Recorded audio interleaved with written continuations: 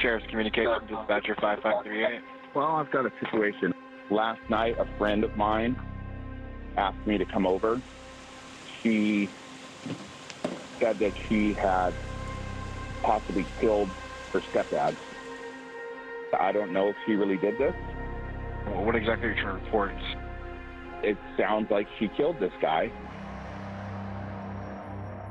It was the first day of a new year. The Sheriff's Department received a call from a guy that said she confessed to drugging him, suffocating him, and strangling him to death. Jade was very cool, very popular. I could not believe what they were saying that Jade did. Tom Merriman is Jade's stepdad, and 100% she loved Tom. She took care of him. They lived next door to each other. She made him dinner. She was always there for him. Detectives knew they had a phone call from her good friend that she confessed to murdering Tom Merriman, so they got a search warrant.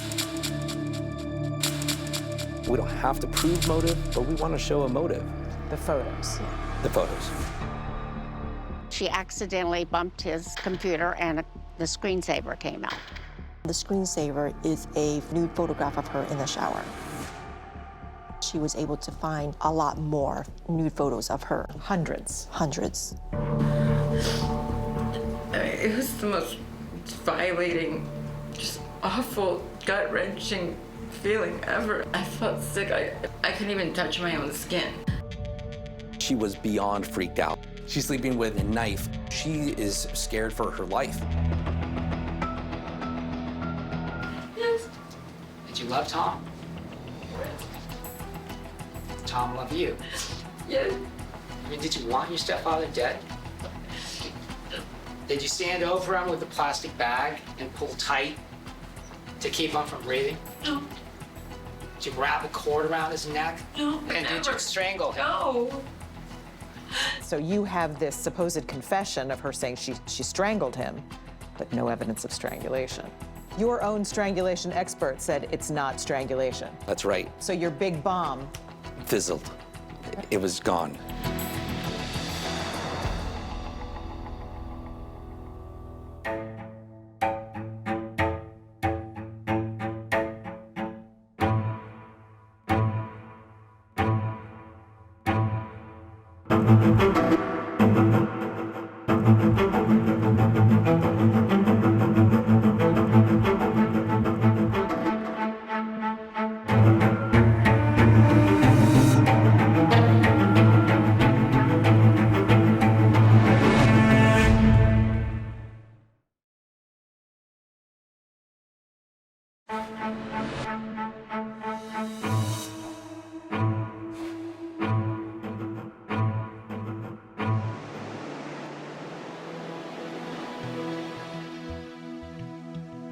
San Diego County, California. An idyllic place. Most of the time. I stewed on this all night. I barely slept, and I'm scared to death. I don't want to be a part of this. I didn't have anything to do with her. That frightened phone call came in New Year's Day, 2021. The caller said his one-time girlfriend may have committed a murder. The Sheriff's Department received a call from a guy that said, my friend confessed to me last night that she murdered her stepfather. San Diego County Deputy DA Jorge Del Portillo. He told deputies, hey, I don't know if what she's saying is true. I didn't see him, but this is something I had to tell the police. The alleged victim was a 64-year-old man named Tom Merriman. He lived here. I liked him. I thought he was very nice. Ramona Hamilton and her husband George were Tom's neighbors.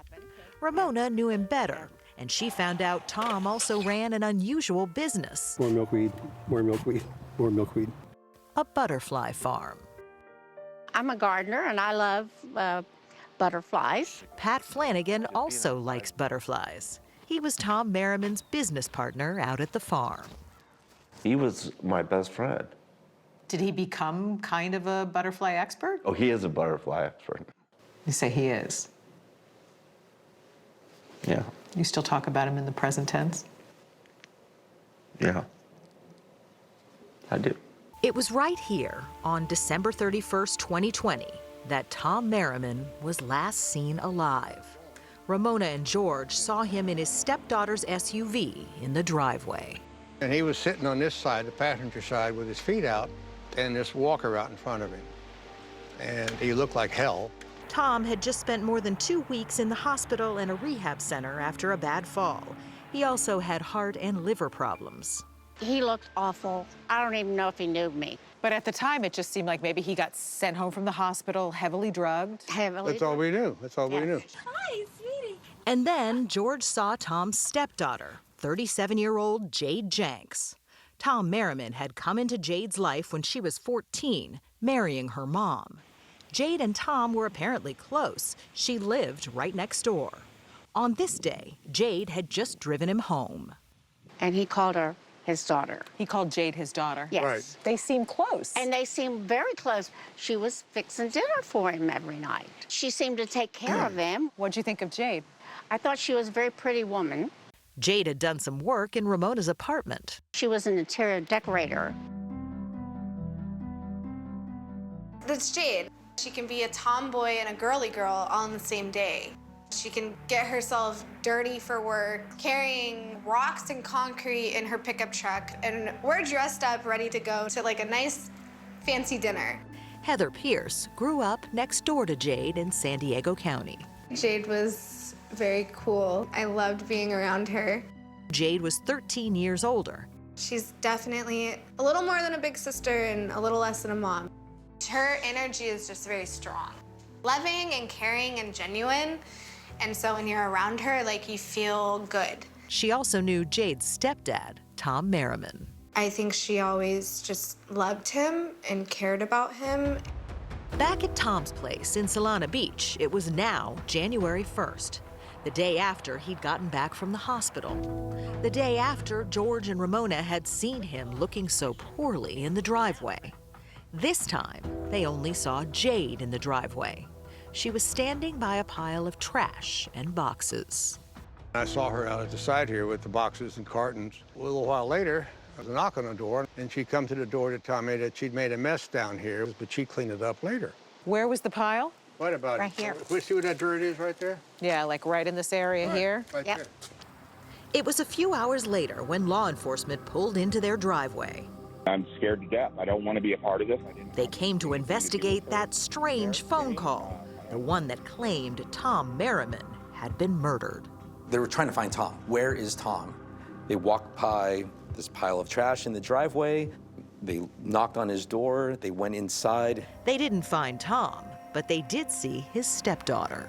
When they saw Jade Janks driving out of her driveway, they pulled her over, brought her in for questioning, and asked that very question, where is Tom?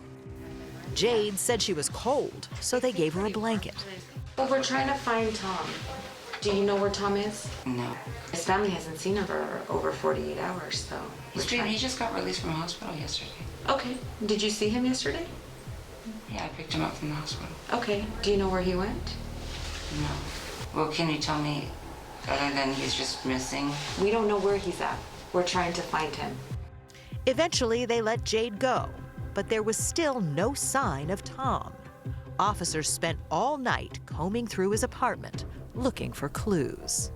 Then, just after the first morning light, one of the officers was walking down the driveway toward Tom's apartment when she saw that pile of trash. It was just about here. I have a picture of it here. There's a wheelbarrow there, some boxes, some bags.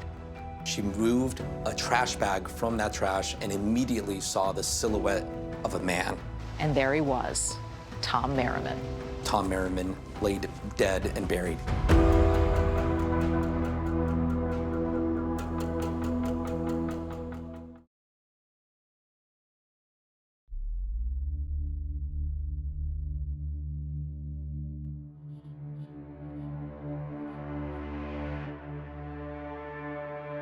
Never seen that. I've never seen a case where a body was buried under a pile of trash in the driveway.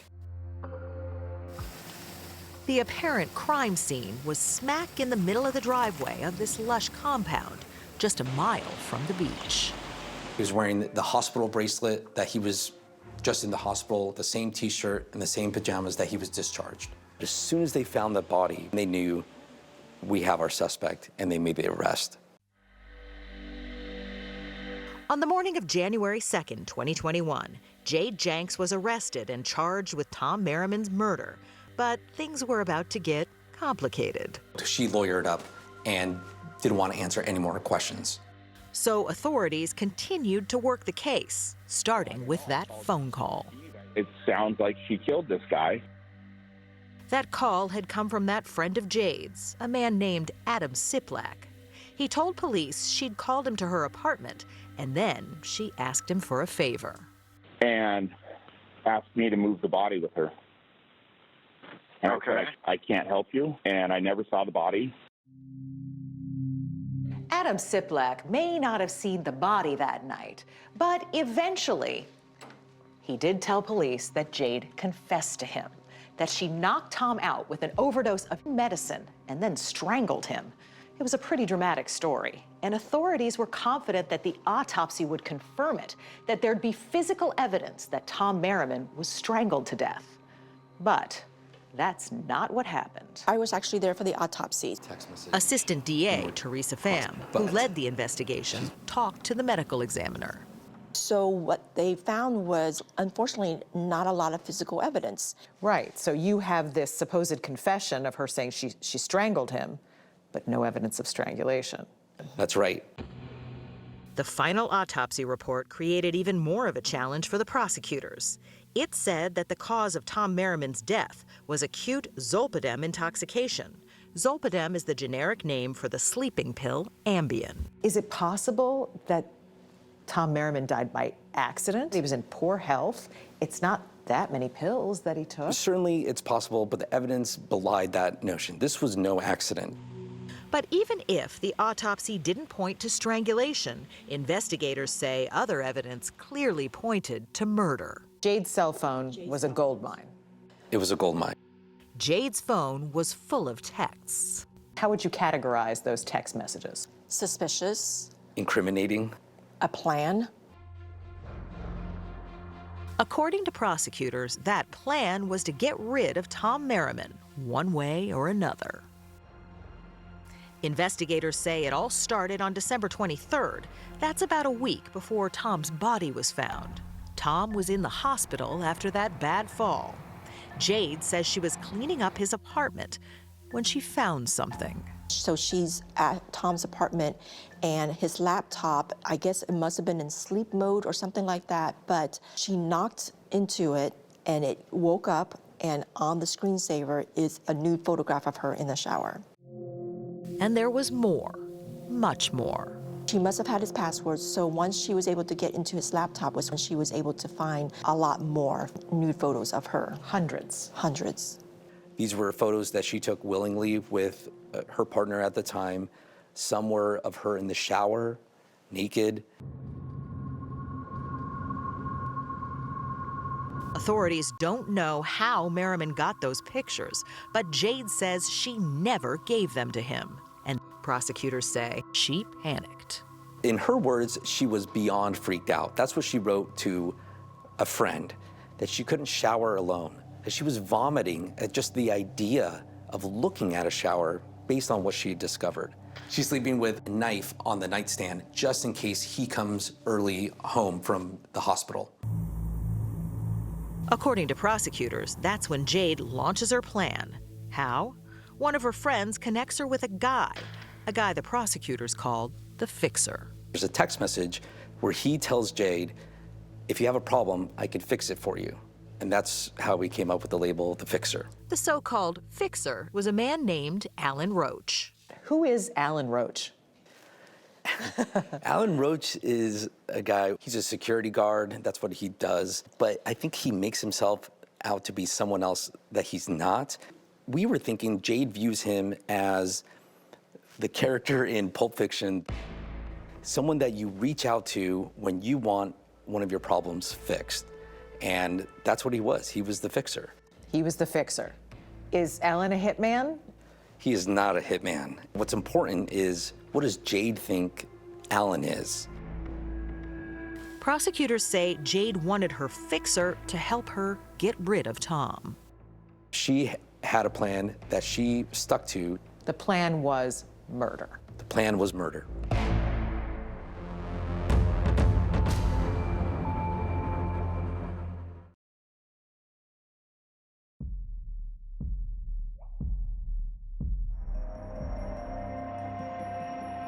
It was December 2022, 2 years after Tom Merriman's body was found under that pile of garbage, and Jade Janks was about to stand trial for his murder. And let me just ask you flat out, did Jade Janks murder her stepfather, Tom Merriman? Jade has maintained her innocence throughout this entire incident. Jade's attorney, Mark Carlos. He insists this was not a murder and says Jade had no reason to kill her stepfather. Finding nude photos of yourself on a stepfather's computer would make you angry, you know, might make you break off relationships with him, but enough to kill somebody? I don't think so. He says Tom's death was an unfortunate accident brought on by his poor health and self-administered prescription drugs. I think he took the medication himself. He had multiple substances in his system. I think he made a cocktail of the drugs that he had with him and had a bad reaction to it and caused his death. At trial, Jade was supported by family and friends, including her biological father, Steve Janks, and her longtime friend, Heather Pierce. Tom was a mess, an absolute mess for a long time. There's no way that she had like a plan and first degree and all of that. I was like, there's no way, because that's not Jade. Prosecutors Jorge Del Portillo and Teresa Pham were worried the jury might feel that Jade herself was the victim.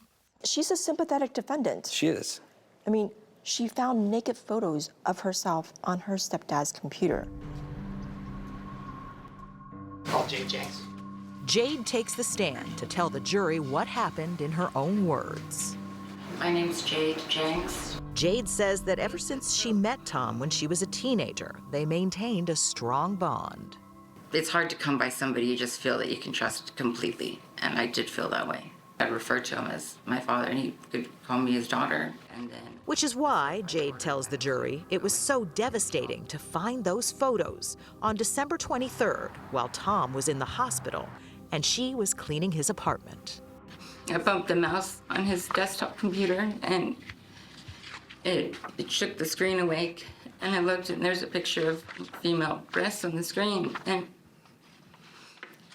I look, and I thought, those are my breasts. I couldn't believe it. I was in complete shock. Jade describes finding even more on Tom's computer after that. There was a rolling screen, like a slideshow of pictures of me that I've taken over the years. What type of pictures were they? They were naked photos. Did you ever give naked photos to your stepfather? No. Did you ever show him naked photos of yourself? No. How did he get these photos? Jade doesn't know. These were photos that Jade had taken of herself. Jade and various boyfriends. Have you ever made any sexual overtures toward your stepfather? No. Did you tell him that you had nude photos of yourself? No. And you never showed him anything similar to those, correct? No, he was my dad. Tom was still in the hospital, but Jade says she didn't feel safe. And you were afraid that he was going to come back and find out that you had found the photos. Yes? Yes. And you were worried about how he might react toward you. Yes. Right? And he lived next door to you. Yes. And that's why Jade says she got in touch with Alan Roach, who worked in security, the day she found those photos. So why did you think that you needed somebody like Alan Roach? I was scared. I mean, when I first saw the photos, I couldn't even use the bathroom. I just felt so disgusting. I couldn't shower either. I was scared. I was scared of being, nude and vulnerable. And I wanted somebody to just look out for me and make sure that, I was safe. Over the next few days, Tom was moved from the hospital to a rehab center, and Jade felt she had to act. I can't continue just living next door to him and not feeling safe or feeling like this. I mean, I have to do something. When you say I needed to do something, I mean, did you need to kill him? No, I wanted Tom to just go away and leave me alone. According to Jade, Alan was planning to come over after she brought Tom home to help her confront him. I wanted Alan to basically, explain to him this is not okay, or I could explain it, but Alan just be there just in case. Your plan was to... Jade says that on December 31st, in spite of her feelings, she was doing everything she could to help Tom, who she says seemed preoccupied with finding medication. He started calling at about 6:45 in the morning, and he's asking me to get him codeine, which I don't really understand. He says that he hasn't effing slept and he wants to rest. Jade took Tom out of the rehab at a little after 11 a.m. He had a bag of medication with him, including Ambien. And remember, the autopsy says Ambien is what killed him. Jade says almost as soon as Tom got into her car, he also helped himself to her prescription medicines. He kept saying, like, did you get me any painkillers? Like, is this it? Oh, here. And then he just kind of took it. Jade says Tom seemed fine when she stopped at this shopping plaza and texted Alan Roach to come meet her. She went into a couple of stores while she waited to hear back. I was just getting started on a house project, so I just went to go get supplies and kind of shop around. Jade bought gloves, towels, and a nylon cord, and some spray paint. She says these items were for a painting project. Typically, I lay plastic down and kind of enclose it so that I'm not getting paint on all the foliage. Jade still hadn't heard back from Alan and took Tom home. She says Tom was now too groggy to walk on his own, and she couldn't get him out of her car. I parked in the parking lot. She says she was worried about him and drove him back to the rehab for help. I just explained, my dad's just been released and something's wrong. You need to bring him back. They wouldn't let me inside, though. They're pretty adamant with COVID. I couldn't go inside. Jade returned home with Tom, but says she was still not able to get him out of her car. Alan had finally texted back to say he couldn't make it over after all, but sent his friend, a man named Brian Solomon, to help her get Tom inside. Had you ever met Brian Solomon before? No. Jade says Brian wouldn't help her with Tom and left right away. So Jade reached out to her friend Adam Siplak and asked him to come over. Adam arrived later that evening. I had just said, I was just in tears. I had said that, I want to get him into my house, or into his house. Jade says Adam quickly got upset and left without helping her. And this is where Jade's story doesn't line up with Adam's. Remember, Adam was the person who called police on New Year's Day. She said that she had possibly killed her stepdad. Jade says she didn't confess to anything. She says Adam was distressed by how sick Tom looked, and that's why he wouldn't help her. After he left, Jade says she didn't know what else to do and tried to get Tom situated in her car for the night so he could sleep off whatever he had taken. I made sure he's comfortable. He had pillows, and I'm trying to remember. Yeah, he had a blanket. The next morning, in the cold light of New Year's Day, Jade says Tom was still in her car when she realized the worst had happened. Did you touch Mr. Merriman? Yes. What did you feel? I tried to pull his leg, and his pajama pant lifted, and his leg was cold. Ms. Janks, did you think Tom Merriman was dead at that point? I knew he was. How do you think Tom died? Chat now on Facebook and X.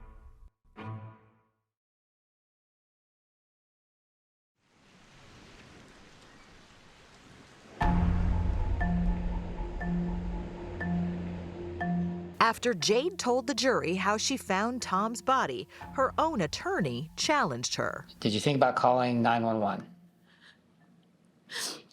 I was scared too. Why were you scared? I didn't want to get blamed. I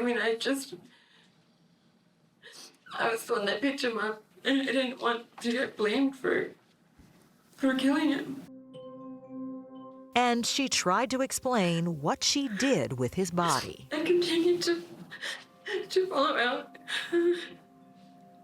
I still wanted to get him into his house. I mean, I didn't know what else to do. I panicked, so I put the blanket over him. I got empty boxes and just kind of stacked it, made it look like just like a pile of debris.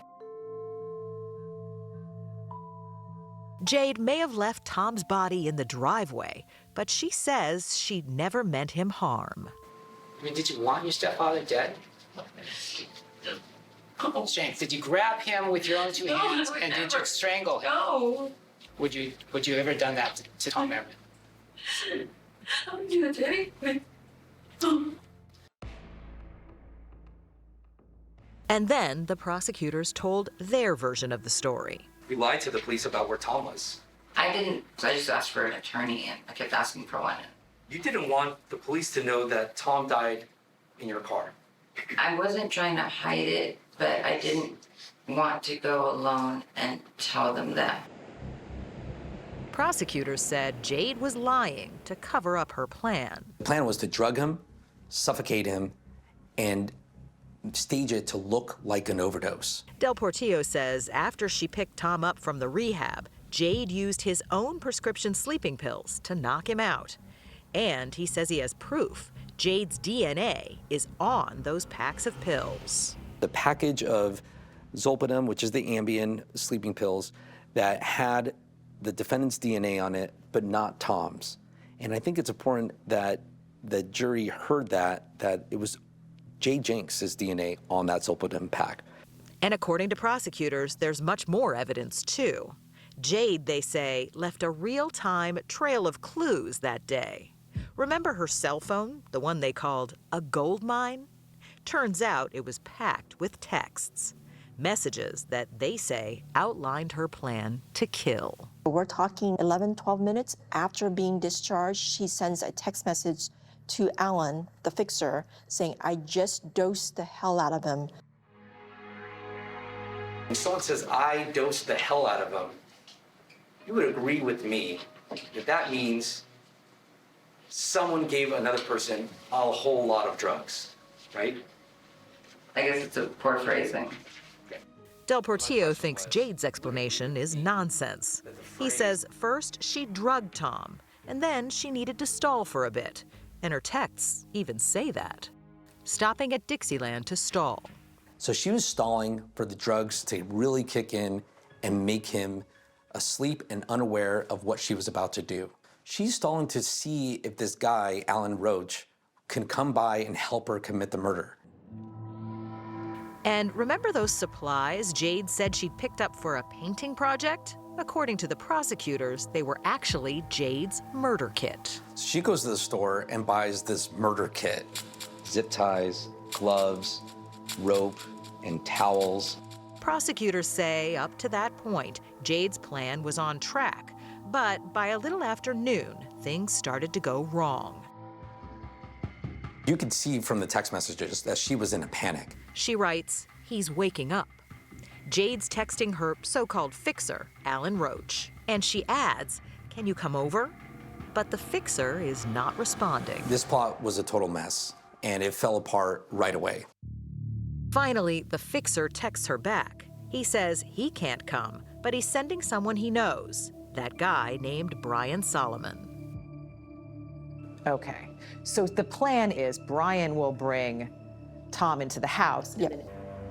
Brian Solomon later told us that when he went over to help Jade, that she told him something that he'll never forget. I want you to bring him inside, strangle him, and I'll take care of the rest.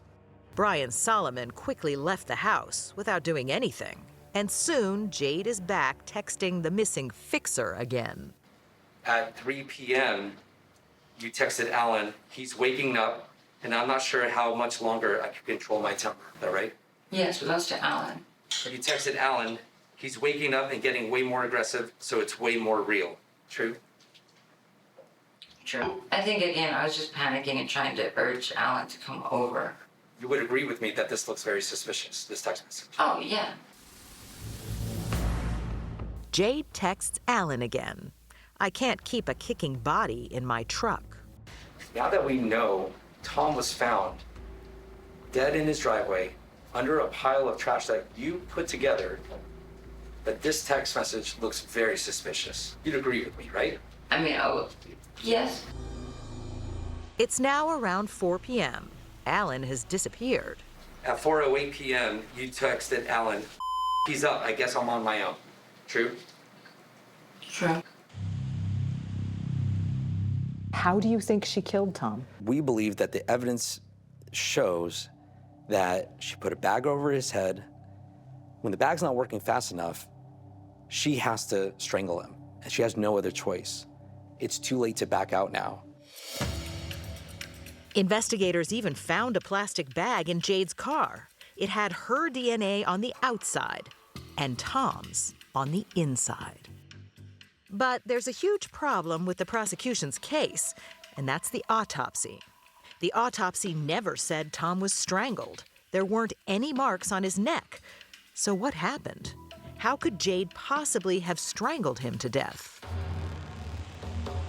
That presented a big difficulty for us strategically of going forward in trial. Right, so you have this supposed confession of her saying she strangled him, but no evidence of strangulation. Right.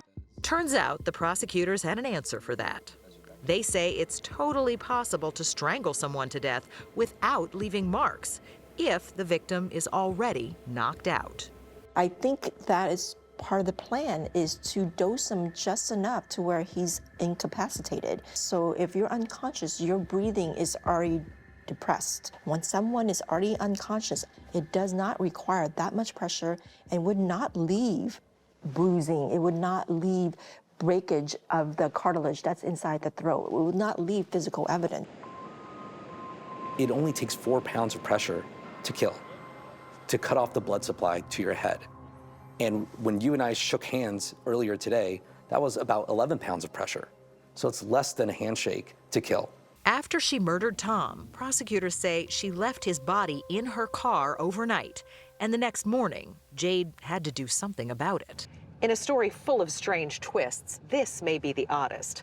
Prosecutors say Tom's body was still in Jade's car, and she wanted to make his death look like an accident, like he'd overdosed on his own medicine. But she couldn't get his 180-pound body out of her car and into his apartment, and no one would help her. So, they say, she drove to a hospital with Tom dead in the back of her car, picked up a wheelchair, put it in her car, and drove back to Tom's place. How'd you get the wheelchair in your car if Tom was still in there? It's big. The trunk was up. Tom was kind of, his legs were akimbo when he was laying down. And I kind of hoisted it up into the back window of the 4Runner can roll down. When you were doing this, at this point, did you know Tom was dead? I did, but I didn't want to know it yet. So you suspected Tom was dead, and you're at Scripps Hospital, and you don't tell anyone at the hospital that Tom might need some help. Correct. And there was just one more thing. On the day the cops came by looking for Tom, they didn't know anything yet, just that Tom might be missing. Jade jumped into her car. 4:30, when she was pulling out of her driveway, when they were getting ready to do the welfare check, she was pulling out of her driveway and she was getting detained after being pulled over. The very last text message on her cell phone was to Alan Roach saying, "Lose my number." What does that say to you? Get rid of the evidence. What do you make of Jade's text messages? See more evidence from the case at 48hours.com.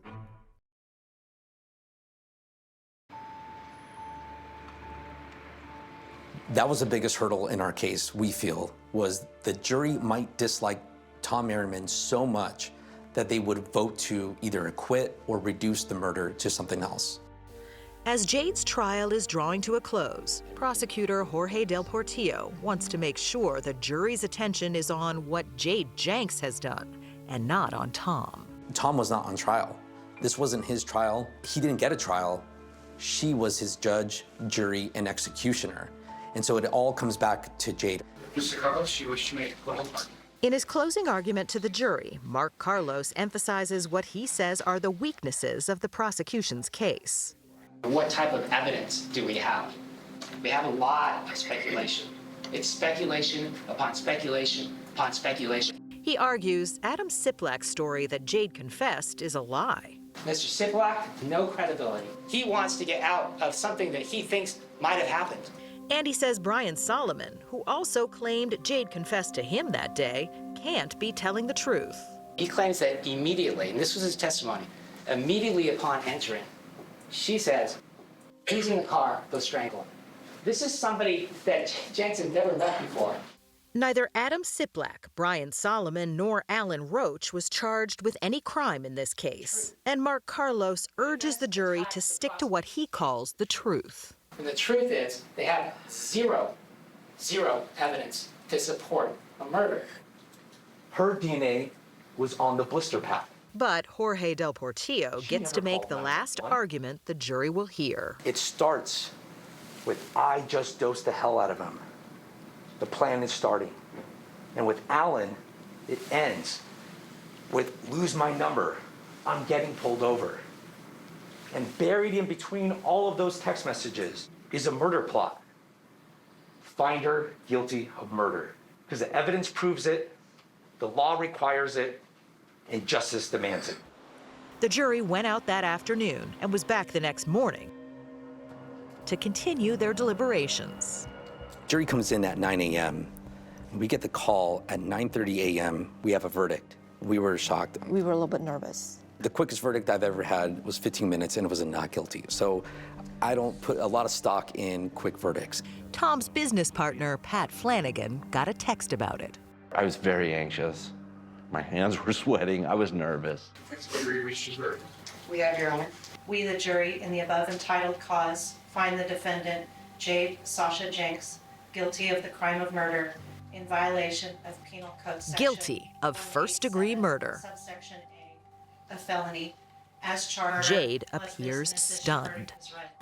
Juror number 1. Yes. Number 2. Yes. Number 3. Yes. Number 4. Yes. Number 5. Yes. Number 6. Yes. Number 7. Yes. Number 8. Yes. It was a huge relief. It was an absolute relief.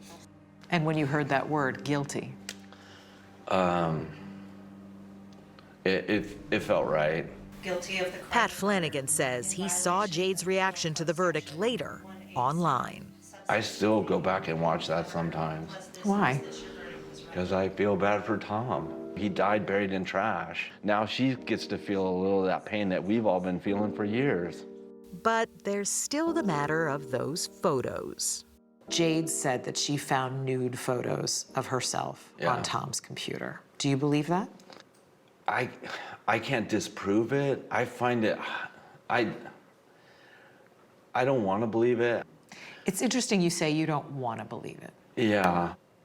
Tom's hard drive was not recovered after his body was found, but prosecutors, who spent 2 years investigating this case, believe Jade is telling the truth, at least about this.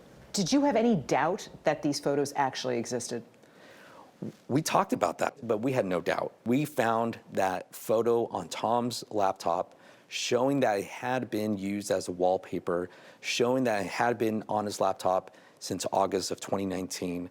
So we had no doubt that these photos existed. In March of 2023, 3 months after she was convicted of Tom's murder, Jade was in court for her sentencing and listened as a local pastor shared his memories of Tom and the butterfly farm. I still remember Tom and wish I could drop by for a smile, to ask a question about plants or butterflies, or just to recharge those batteries that keep seeming to wear down as I get older. I believe my life is richer because I knew Tom. Stephen Janks. Jade's biological father, who had not spoken publicly since she was charged, put the focus back on Tom's betrayal. Firstly, I can only imagine what she went through when she found out that Tom, her stepfather, a person she trusted, that she called Dad, was a sick, perverted individual. All I can say is this fight is not over. I truly believe that an injustice has taken place. Jade Janks spoke that day, too. Tom came into my life when I was just a little girl and exerted influence during that early stage of development when I was still figuring things out. Unfortunately, that influence manifested itself into appropriate touch, coercion, reckless behavior, and complete violation of what I now realize is years of psychological manipulation. All of this came crashing down on me when I found hundreds of naked photos of myself in his computer and felt shattered. Jade did not tell this story during trial, and we can't verify it. Jade still insists she didn't kill Tom and only admits to covering up his dead body. I'm still picking up the pieces, and it's my sincere hope that over the next few years, I can put the pieces back and heal from this trauma. I'm sorry I didn't act the way I was supposed to that day. I think about it every day since. She will be committed to the Department of Corrections. The judge sentenced Jade to serve 25 years to life. And as the prosecution looks back on a difficult and emotional case, they say it could have easily turned out very differently. She could have gotten away with murder had she carried out her plan and the police did a welfare check and found Tom laying in his bed. She would have got away with murder.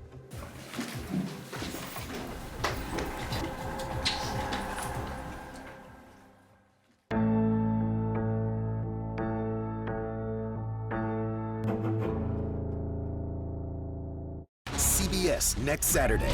48 Hours brings you back-to-back episodes all summer long.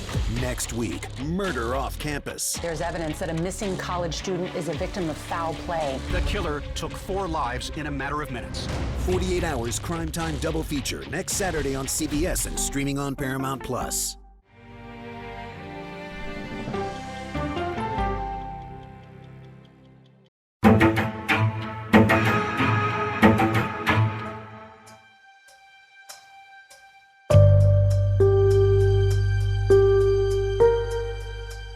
Welcome to 48 Hours Post-mortem. I'm CBS News anchor and 48 Hours correspondent Anne-Marie Green.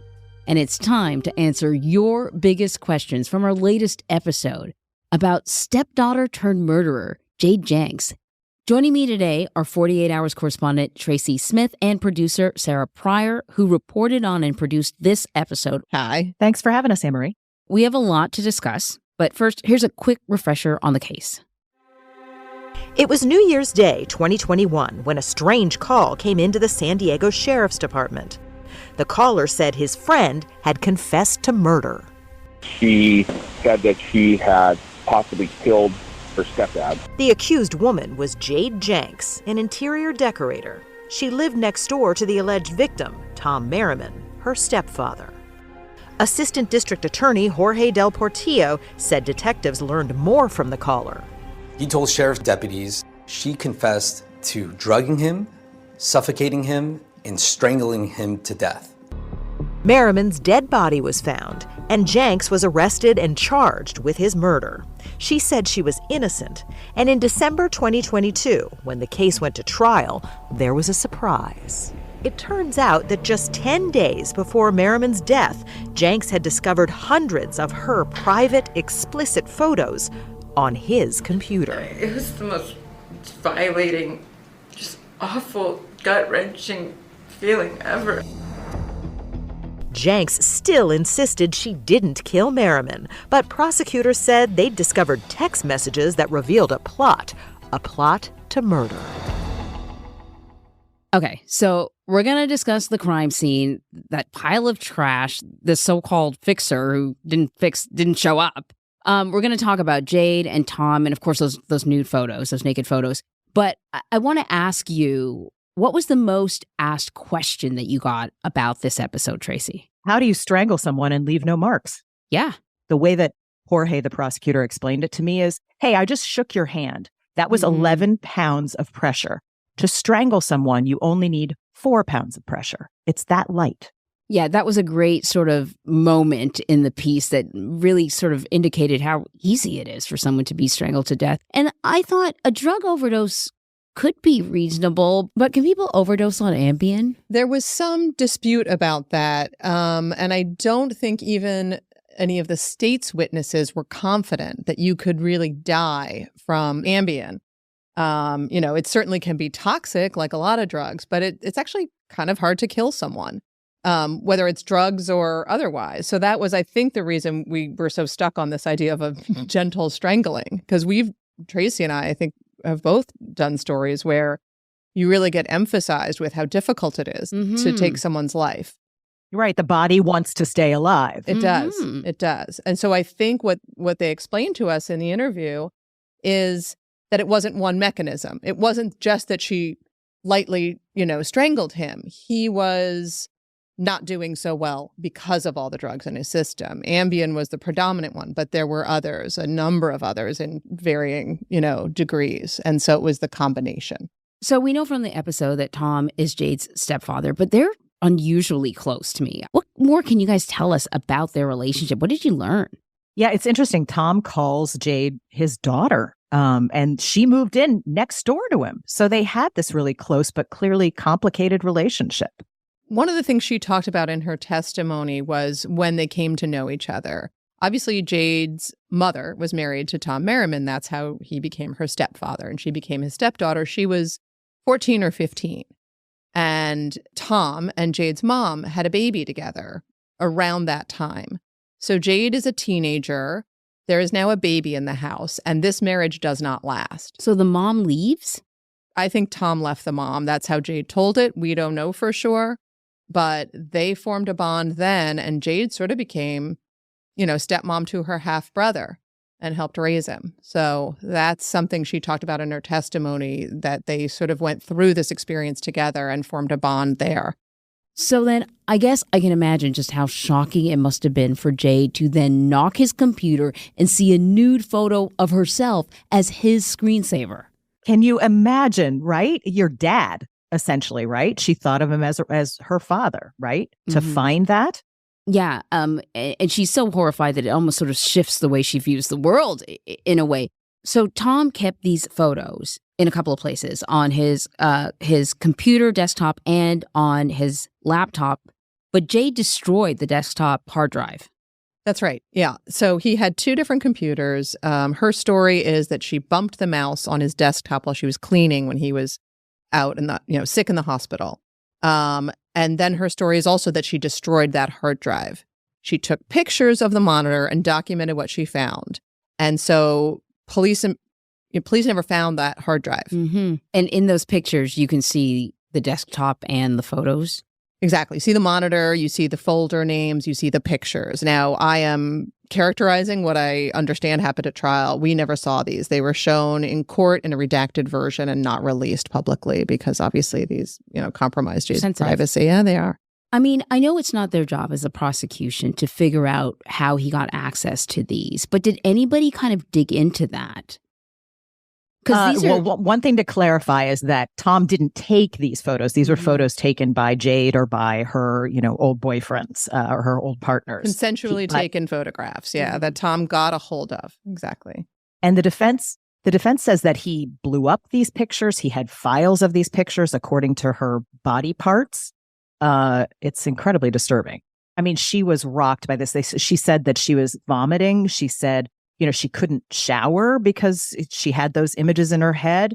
She devised this plan where she would actually sleep on a tarp so that if someone stepped into the room in the middle of the night, stepped on that tarp, it would wake her up. The noise of it would wake her up. It clearly rocked her world. Let us talk about the crime scene now. Tom's remains, they're found in a pile of trash. Tracy, you were actually in the neighborhood. We saw you there. You're walking around. You're on the driveway. Can you kind of describe the area? Sure. It's an idyllic little place. This is the driveway kind of goes back through these trees into this little open spot. The neighbor has this gorgeous little garden back there. It's just a pristine little spot. And that's why it's shocking that in the middle of this, there was a pile of trash that the police didn't notice. Because it wasn't like this place was, overrun with junk and trash. It was very beautifully manicured and kept. Mm-hmm. And the other thing was when I looked at that pile of trash, the shopping bags, and I thought to myself, this looks like me, like a bad day at the mall. When I come home and I just dump a bunch of stuff at the front door, how is a whole body in there that no one notices. When the undercover detective, she, is off camera when she testifies, but when she noticed this pile of garbage and said, "Did anyone check this? Let me look." She picks up literally one item and then she can tell. It wasn't, it's an entire human body is not so small. He's a grown man. Yeah. In their defense, it was night. It was dark. They were looking inside the house initially, looking for blood, those things that you would typically look for if someone's missing. Mm-hmm. So I think it didn't necessarily cross their radar until the sun came up. And when the sun came up, then she discovered it. Mm. So, Tom's remains are found out in the open. Obviously, something's gone terribly wrong here. I couldn't help but to think that if Jade was able to get Tom back in that bed, which is what she was, trying to do, she didn't really plan it out all that well, perhaps she could have gotten away with murder. The prosecutors in the hour say, yeah, if he had gotten in that bed, the assumption would have been like, oh, he fell asleep, he had a bad reaction, and that would have been it. Remember, he was just released from the medical facility the day prior. Yeah. Or that day, depending. Yeah. And then I guess with no physical proof of any sort of strangulation, if she had never even mentioned strangulation and was successful in moving him, that might have been sort of case closed, Tracy. Oh, yeah. Chances are they would have seen it as an overdose. And she almost, even think about where he was where his body was in the driveway there. She got him to that point. She just couldn't get him past that point. And I think she covered him up thinking she could maybe come back and move him. I don't think the plan was to leave him in the driveway. I think the plan was still to get him in the house. So according to Jade's ex-boyfriend, Adam, she calls him to help her move Tom's body, and then he calls 911. Take a listen. Sheriff's Communication, Dispatcher 5538. Well, I've got a situation. Last night, a friend of mine asked me to come over. She said that she had possibly killed her stepdad. I don't know if she really did this. What exactly are you trying to report? It sounds like she killed this guy. So he is me. Like when I listen to this call, he sounds genuinely frightened, but also a little uncertain. Sometimes people second guess whether they should be calling the police or not, but none of this. And you could hear all of that coming out in his voice. And he actually starts the ball rolling because I don't even think, no one would have been looking for him if the ex-boyfriend did not call. Was this kind of one of the strongest bits of evidence? Oh, you're so right. And think about, you were just saying she could have gotten away with murder. If Adam didn't make that call, that brought on the welfare check. Mm-hmm. She could have gotten away with it. And he's the one that sort of, I don't think we played this, but he's the one that says, listen, she confessed.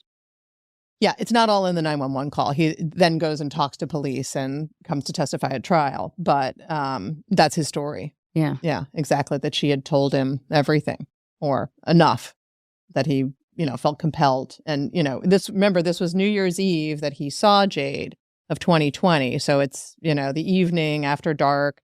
He'd been getting a tattoo all day and he goes over. Here's this story, and then he doesn't call police until the next morning.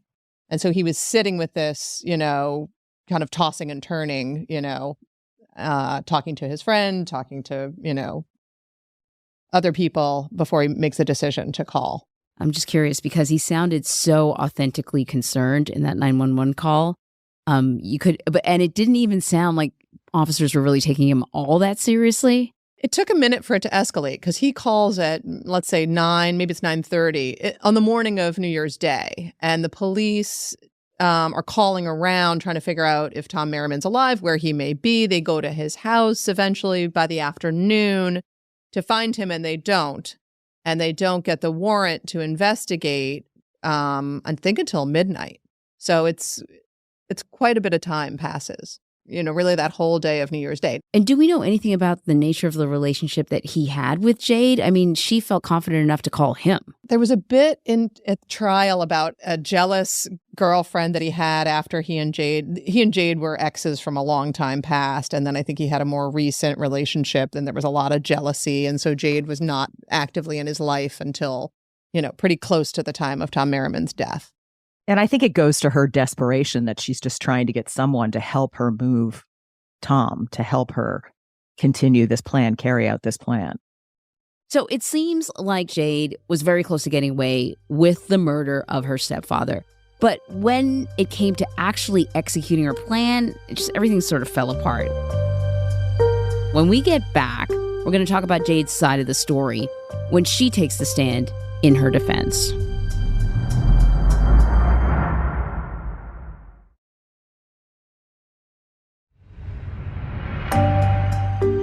All right, welcome back, everyone. So Jade's plan was unraveling. She couldn't move Tom's body. She called her ex-boyfriend, and then the guy prosecutors have called the fixer, and I got it in like quotation marks. Who is the fixer, Tracy? Okay, so if you're a fan of Quentin Tarantino, as I am, in the movie Pulp Fiction, there's the fixer played by Harvey Keitel. And he's kind of the guy who comes in and cleans up the messes, fixes your problems. So that's why I think the prosecutors dubbed this guy, Alan Roach, the fixer. He was going to come in and fix Jade's problem. Now, Jade will tell you that the problem was simply that she wanted to keep Tom at bay. She wanted a big guy to protect her and to help her confront Tom with these naked photos that she'd discovered. Of course, the prosecutors say that the fixer was there for another purpose. I mean, fixers don't typically, list themselves on the internet. How did she even meet this guy? Through Facebook, some friend of hers, I think from high school. And so the first couple of messages actually between Alan Roach and Jade Janks are on Facebook. And I think that's where he says, if you have a problem, I can fix it for you. So it was, he sort of almost named himself. So she meets him through a friend of a friend. Yep. I presume he doesn't come with references. How does she know she can trust this guy? Or why does she trust this guy? She doesn't. I mean, she doesn't know that she can trust him. And she's desperate. She's desperate. And remember, we talked about her state of mind after finding these photos. This drove her a little bit around the bend. So I think she's just trying to figure out what to do next. But then, she says, listen, as you guys point out, I just needed someone to protect myself from Tom. But there's a series of text messages that suggest otherwise, and they become really important evidence. I want to play some of the sound from the hour. At 3 p.m., you texted Alan, he's waking up, and I'm not sure how much longer I can control my temper. Is that right? Yes, but that's to Alan. You texted Alan, he's waking up and getting way more aggressive, so it's way more real. True? True. I think, again, I was just panicking and trying to urge Alan to come over. You would agree with me that this looks very suspicious, this text message. Oh, yeah. So she says, oh, yeah, like pretty casually, right? So what is her side of the story? Jade's story is that she's totally innocent, that she, all of these texts were innocent. They were taken out of context. She says, Tom was, incapacitated. She tried to get him home. She couldn't do it. She let him sleep it off overnight in her car. She goes there on New Year's Day morning and finds his body. She can't quite accept the truth. She realizes he's probably dead.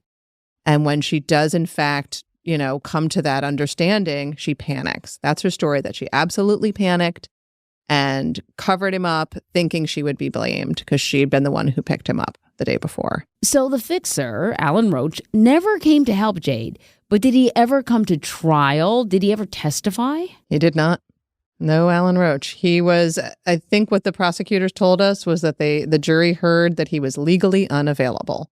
Did you guys try to get in contact with him? Our best information showed him in Mexico, and I actually sent him a text through Facebook, just like how Jade met him. And he just said, I don't want to talk about it. I only knew her for a week, which is accurate. She was introduced to him on December 23rd on that first Facebook exchange, and Tom Merriman died on December 31st, So who does show up, though, is the second guy, the fixer's friend or the fixer's fixer, so to speak. That person goes to trial, Solomon. Brian Solomon, yep. And I just want to point out that Alan Roach and Brian Solomon were never charged in connection with Tom's murder.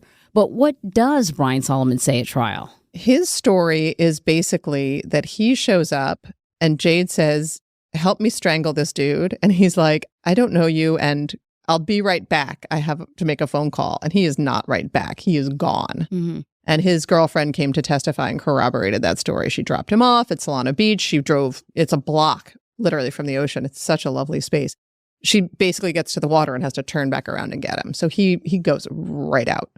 Completely freaked out, of course, by what has just transpired. Right. And remember, these two guys don't know each other. Right. Going back to the ex-boyfriend, Adam. Yeah. So that same term comes from Brian Solomon, who's only knows Alan Roach, who doesn't know Jade, and Adam Siplak, who does know Jade and is there at a totally different time. And yet they have similar stories. You know, she wanted me to strangle him. She told me she strangled him.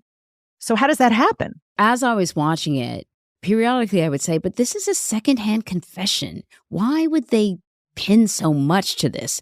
But I guess if you hear it over and over again, well, or at least twice, then it starts to pique your interest if you're a prosecutor. Well, and I think, my impression of the prosecutors, they will often tell you this. We've met many prosecutors over the years that their mission is to find the truth, whatever it is. I think they believe this is really what happened. Mm-hmm. I think it is a complicated and not ideal story for them, but I think they thought it was true.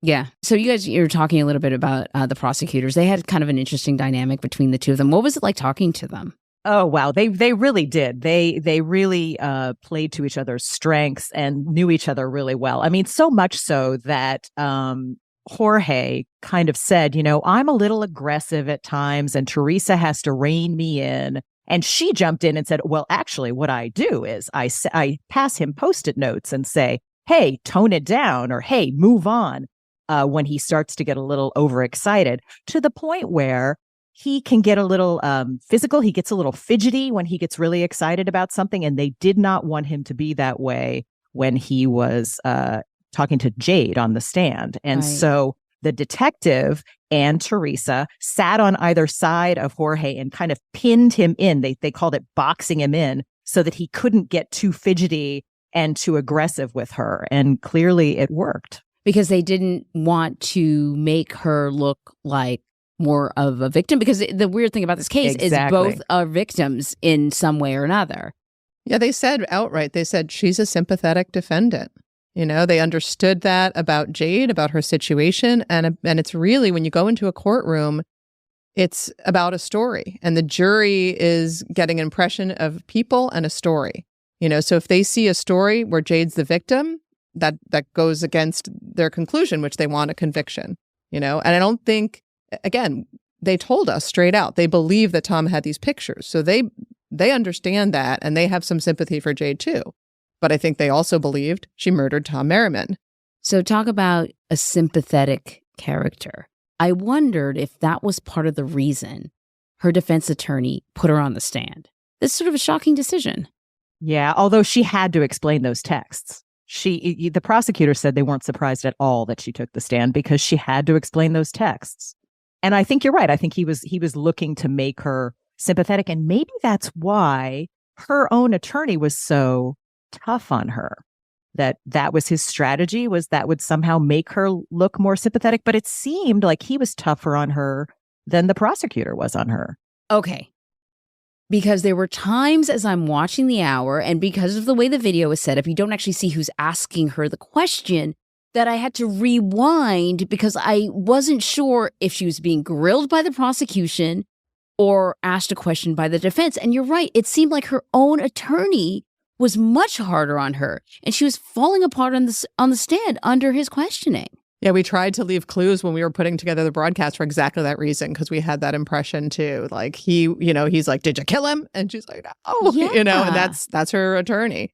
He does need to ask her that question, right? So that, I think as a defense attorney, it makes sense to me, better to say that he would ask her that question, so it would come from friendly fire. But it was aggressive. And the other thing that I observed, maybe no one else observed this, we see all these like gorgeous pictures of her. She's beautiful. But in court, she looks nothing like that.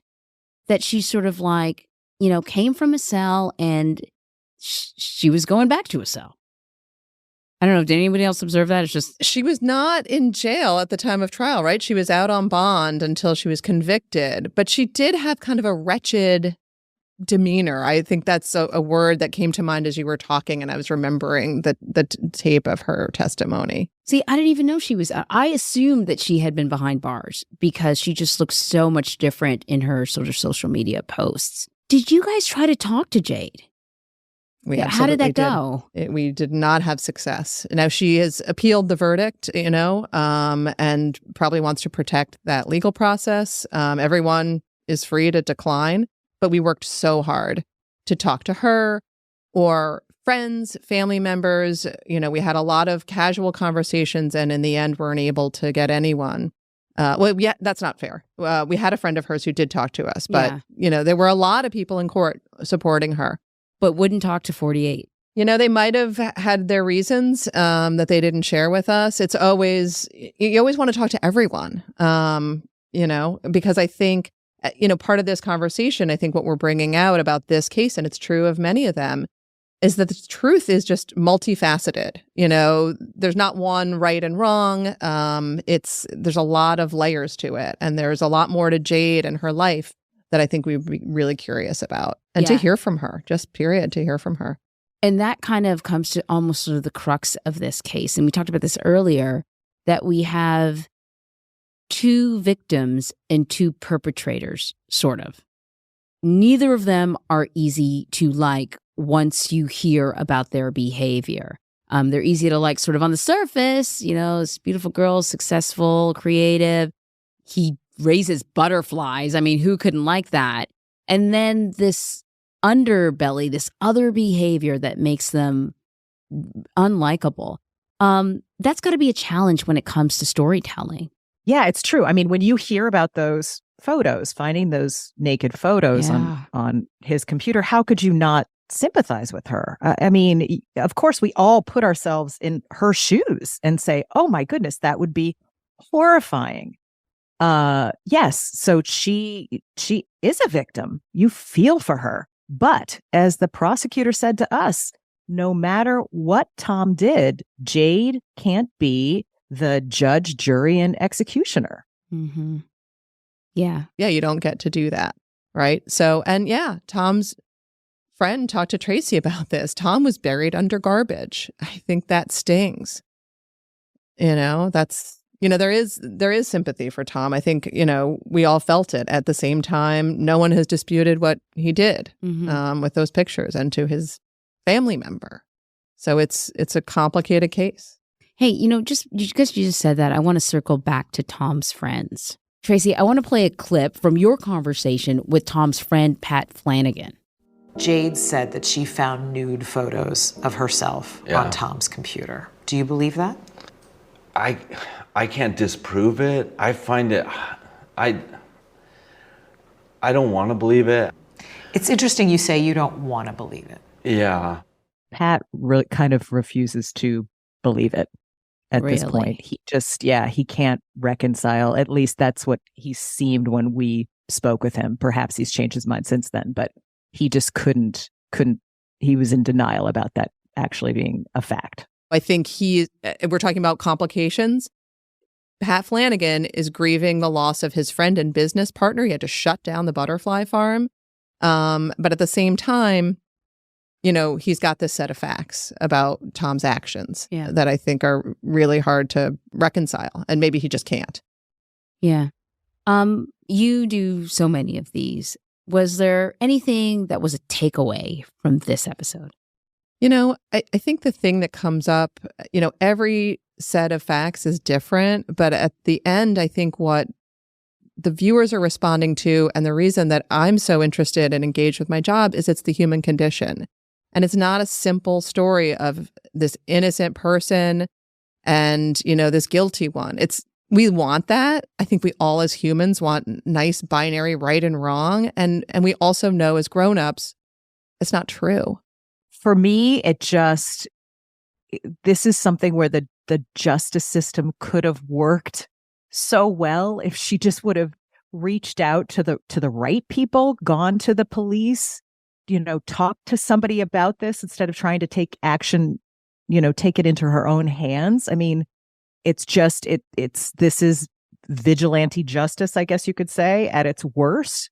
And it just shows you that, you can't take it into your own hands. Like, this is how it works out. No matter what this guy did, no one deserves to be murdered and thrown away like trash. Tracy, Sarah, this has been great. So glad you guys made time to talk to us about this hour, another spectacular hour of 48 Hours. Thank you so much. Thanks for having us. Thank you. Be sure to join us next Tuesday for another post-mortem. Watch 48 Hours Saturdays, 10, 9 Central on CBS and streaming on Paramount+. And be sure to follow 48 Hours wherever you get your podcasts. You can also listen ad-free on the Amazon Music or Wondery app.